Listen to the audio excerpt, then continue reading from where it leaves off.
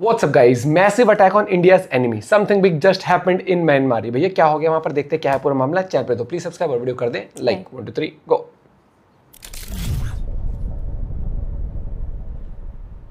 नमस्कार, welcome to career 247। मैं हूं प्रशांत धवन। नाउ 13 जुलाई को संडे के दिन सुबह सुबह एक बहुत ही इंटरेस्टिंग न्यूज देश के सामने आती है। उल्फा आई, एक ऐसा ग्रुप जो भारत को तोड़ना चाहता है, आसाम स्टेट को भारत से अलग करना चाहता है। ये लोग सोशल मीडिया पर एक प्रेस रिलीज करते हैं।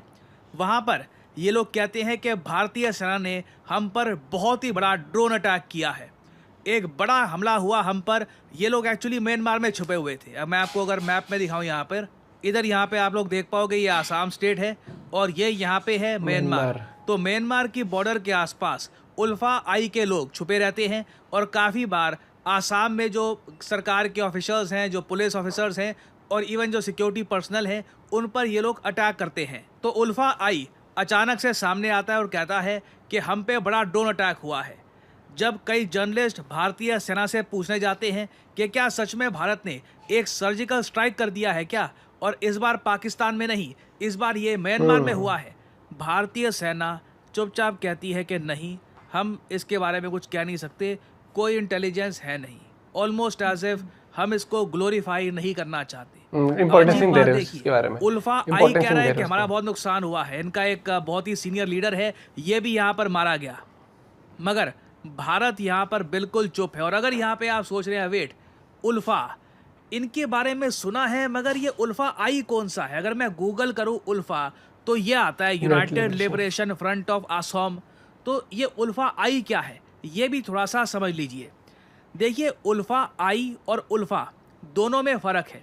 उल्फा ये कहता है कि हम बातचीत करने को तैयार है, ये चाहते हैं कि भारत सरकार से ये बातचीत करे, आसाम के लिए और राइट्स वगैरह और बहुत कुछ पैकेजेस मिले।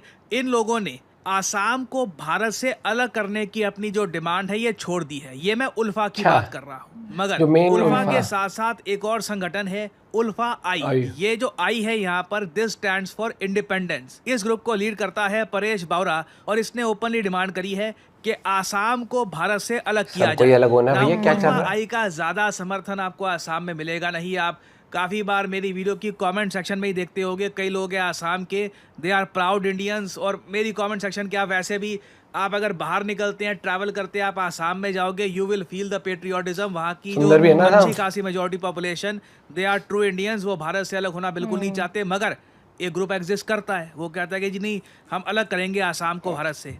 दूसरों की फंडिंग पे चलते हैं, बस दिक्कत पैदा करने के लिए। ऑपरेशंस अपर आसाम, नागालैंड, अरुणाचल प्रदेश, म्यांमार के कई इलाकों में काफ़ी हद तक बना लिए हैं। इन लोगों ने कोलैबोरेट किया है कई ग्रुप्स के साथ, जैसे कि NSCN, NDFB, इवन जो मैती मिलिटेंट्स है बताया जा रहा है, उनके साथ भी काफ़ी बार इन लोगों ने कोलैबोरेशन किया है। कई इंटेलिजेंस इनपुट्स ये भी बताते हैं कि पाकिस्तान की ISI उल्फा आई को फंड करती है, इनको रिसोर्सेज प्रोवाइड करती है।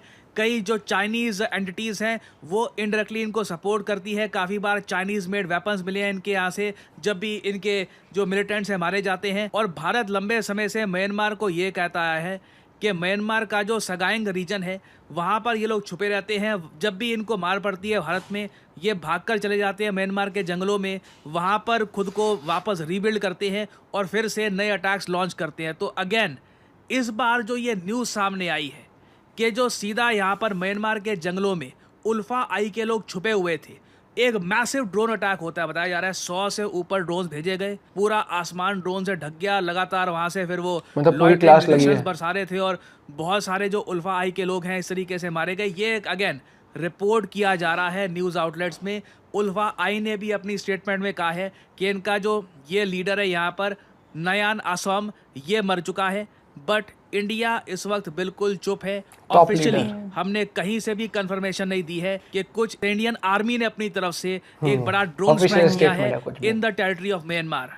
अब यहाँ पे आपका एक सवाल आएगा, अच्छा ठीक है, ये जो उल्फा आई के लोग हैं जो आसाम को तोड़ना चाहते हैं भारत से, ये काफ़ी बार म्यांमार के जंगलों में छुप जाते हैं, तो क्या हम ये कहें कि म्यांमार संरक्षण प्रोवाइड करता है इन ग्रुप्स को? म्यांमार का मैं स्टांस आपको बताऊं, साल 2010 से, मैं यहाँ पे 15 साल पहले की अगर मैं बात करूं, तब से म्यांमार ने सिर्फ एक बात बोली है कि ये इंडिया की हेल्प करना चाहते हैं उल्फा खुद नहीं करना चाहते, लेकिन हेल्प करना को पकड़ने में। म्यांमार ने काफी बार इंटेलिजेंस इनपुट भी दी है, बट अब म्यांमार आज के समय इंटरनली बहुत ज़्यादा एक कॉम्प्लिकेटेड कंट्री बन चुका है। जैसे आप लोग जानते हैं, यहाँ पर लंबे समय से जो मिलिट्री शासन है वो चल रहा है। अब म्यांमार के अंदर कई ग्रुप्स खड़े हो चुके हैं जो अपनी मिलिट्री के अगेंस्ट रिबेल कर रहे हैं। वो चाहते हैं कि वापस म्यांमार में डेमोक्रेसी आए, सिचुएशन नॉर्मलाइज हो जाए। बट इस सब के बीच में ना भारत के इंटरेस्ट हर्ट होते हैं, क्योंकि पहले की तरह जब हम म्यांमार को बोल सकते थे कि उल्फा आई के अगेंस्ट एक्शन लो, अब वो सब करना कॉम्प्लिकेटेड हो गया है, क्योंकि म्यांमार की सरकार खुद काफ़ी हद तक फील कर रही है कि उनके पास कंप्लीट कंट्रोल है नहीं अपने देश का। और म्यांमार की जो आज के समय हालत है ना, ये देखकर जेन्युइनली दुख लगता है, क्योंकि म्यांमार में इतना पोटेंशियल था। म्यांमार के जरिए भारत अपने नॉर्थ ईस्टर्न रीजन को बहुत ज़्यादा डेवलप कर लेता। अगर म्यांमार स्टेबल रहता तो जो ये बहुत सारे ग्रुप्स हैं, उल्फा आई वगैरह और कुछ और ग्रुप्स भी हैं जो नॉर्थ ईस्टर्न स्टेट्स में अराजकता फैलाना चाहते हैं, हम इनको आराम से न्यूट्रलाइज कर देते। अब प्रॉब्लम ये है, सिंस म्यांमार इंटरनली वीक है, लिटरली सिविल वॉर चल रही है, गृह युद्ध चल रहा है म्यांमार में, सत्ता को लेकर के पावर किसके पास रहेगी, आर्मी के पास या फिर रिबेल ग्रुप्स के पास। भारत का एक लंबे समय से सपना है, 23 साल पुराना सपना, India Myanmar Thailand trilateral highway बनाने का। इधर आप देख पाओगे एक बहुत ही यूनिक कॉन्सेप्ट है कि इंडिया से एक सड़क निकलेगी, ये जाएगी म्यांमार में, इनके जो इंपॉर्टेंट शहर है वहाँ तक जाएगी और फिर ये पहुँचेगी थाईलैंड तक। आप इमेजिन कर सकते हैं, इससे जो ये दो बड़े इंपॉर्टेंट आसियान देश है म्यांमार और थाईलैंड, इनसे भारत का जो ट्रेड है ये कितना ज़रा बढ़ जाएगा, टूरिज्म कितना ज़रा बढ़ जाएगा, नॉर्थ ईस्ट टूरिज्म थाईलैंड का देखना होगा। और अगर आप सोच रहे हैं कि ट्रेड में इससे कितना बूस्ट आएगा, देखो इंडिया आसियान देशों का एक फ्री ट्रेड एग्रीमेंट भी एग्जिस्ट करता है। हालांकि पीयूष गोयल साहब ने रिसेंटली कहा है कि उस फ्री ट्रेड एग्रीमेंट को रिवाइज करने की कोशिश की जाएगी ताकि भारत ज़्यादा एक्सपोर्ट कर पाए आसियान को। मगर फिर भी आप अगर देखें,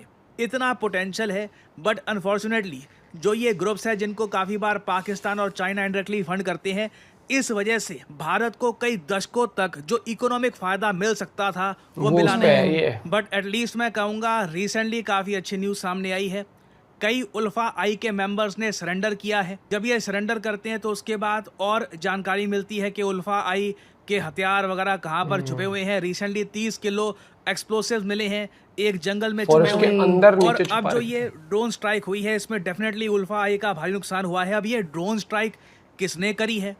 भारतीय सेना कह रही है कि हमने करी नहीं है, तो सीक्रेट एजेंसीज हैं, उन्होंने एक सीक्रेट ऑपरेशन जिसके बारे में ओपनली बात करना नहीं चाहते। It remains to be seen, इससे रिलेटेड अभी डिटेल सामने आएगी। बट एक बात तय है कि इवेंचुअली जो हमारा एक ड्रीम है कि इंडिया म्यांमार थाईलैंड की कनेक्टिविटी वापस स्ट्रांग हो और साथ ही साथ नॉर्थ ईस्ट में जो भी ये सेपरेटिस्ट ग्रुप्स हैं ये न्यूट्रलाइज हो जाएं और नॉर्थ ईस्ट तरक्की करे, धीरे धीरे हम उस तरफ बढ़ रहे हैं। तो इस टॉपिक से रिलेटेड देखिए अभी डेवलपमेंट्स आएंगी, बहुत सारी अपडेट्स आएंगी, कुछ मेजर अपडेट सामने आती है तो I will make updated video और uh short for you all.